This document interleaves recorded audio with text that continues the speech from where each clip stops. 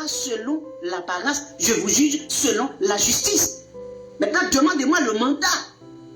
Un contient de caisse me donne le droit de vous juger. Parce qu'il dit, l'homme se juge de tout, il n'est lui-même jugé par personne. Maintenant, si, bibliquement, vous pouvez prouver bibliquement, chanter enterrement, c'est la Bible. On avait chanté l'enterrement de Jésus, l'enterrement de Jean-Baptiste, l'enterrement d'Étienne, de Jacques, d'Ananias et de Saphira, l'enterrement de Timothée lorsqu'il a été lapidé à Éphèse. Ok, on l'a laissé pour mort dans la ville d'Éphèse parce qu'il se sentait tourmenté dans son esprit lorsqu'il voyait tant d'idolâtrie dans la ville d'Éphèse et il est sorti évangéliser, chose que vous ne voulez pas faire parce que vous, les églises traditionnelles, vous n'évangélisez jamais. Vous n'allez jamais de porte en porte, de maison en maison parce que je ne comprends pas, mais vous lisez quelle Bible? Les disciples étaient sur la place publique, partout. De porte en porte, de maison en maison, ils évangélisaient, ils annonçaient la bonne nouvelle. Mais vous êtes dans un bâtiment luxueux. Vous ne sortez jamais, vous n'évangélisez jamais, vous ne parlez jamais de Jésus à personne. Sauf que dans votre bâtiment, vous prétendez évangéliser dans un bâtiment que vous dites que tous les gens qui sont dedans, ce sont des croyants, des soi-disant enfants de Dieu. Maintenant, j'aimerais comprendre. Si ce n'est pas une entreprise, c'est quoi? Si ce n'est pas une entreprise, c'est quoi?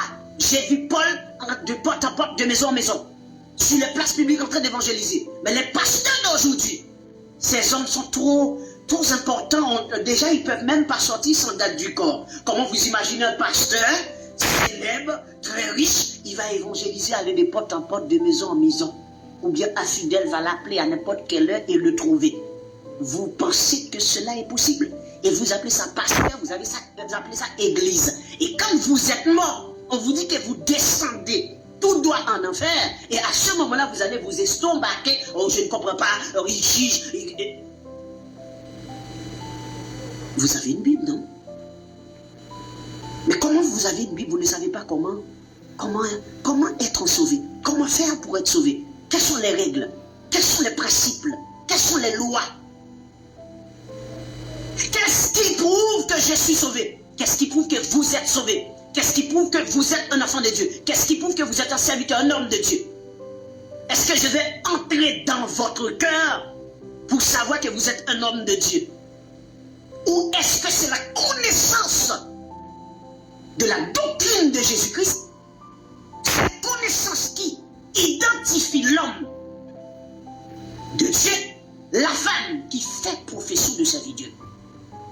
Est-ce que si je n'ai pas la connaissance de la doctrine de Jésus-Christ, si je n'ai pas la connaissance des commandements de Dieu, est-ce que je peux identifier un enfant de Dieu? Est-ce que je vais regarder quelqu'un parce qu'il commence à parler ou elle commence à parler et puis je vais dire que c'est un enfant de Dieu?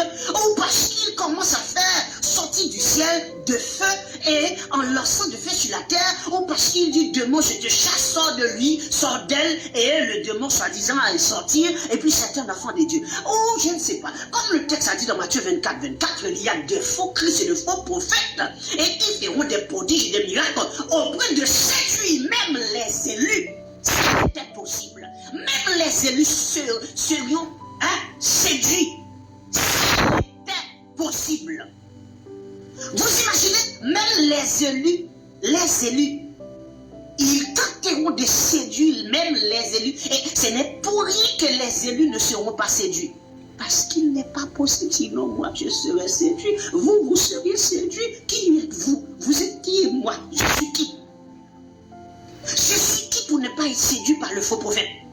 Vous êtes qui pour ne pas être séduit par le faux prophète? Vous n'êtes rien du tout, je ne suis rien. Mais le Seigneur a dit, s'il était possible, même les élus auraient été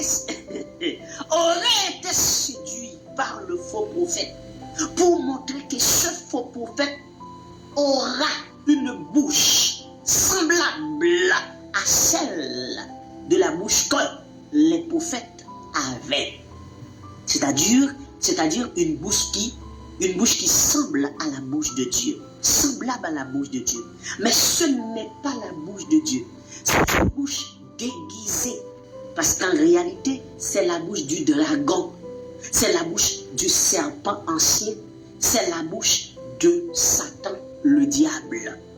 Mais la façon que le faux prophète va s'exprimer, les paroles qu'il va transmettre, ces paroles-là seront tellement semblables, seront tellement presque identiques à la parole qui sort de la bouche de Dieu. Les élus, s'il était possible, même eux, ne serions pas épargnés. Maintenant, dites-moi quelqu'un qui n'est pas élu, quelqu'un qui ne connaît pas la doctrine de Jésus-Christ, quelqu'un qui n'a pas la connaissance de la parole de Dieu, pourra-t-il déterminer qui est dans la volonté de Dieu et qui ne l'est pas? Qui meurt dans la volonté de Dieu et qui ne meurt pas?